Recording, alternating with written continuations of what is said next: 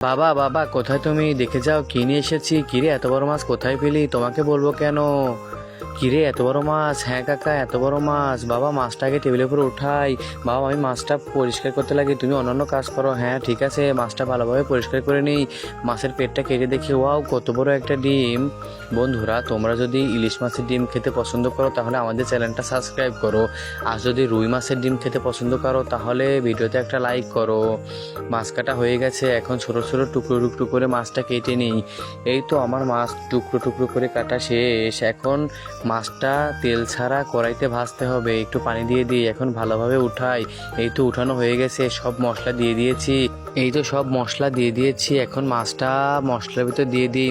মাছটা মশলার ভিতর দিয়ে দিয়েছি, অন্যান্য সব মশলাও দিয়ে দিয়েছি।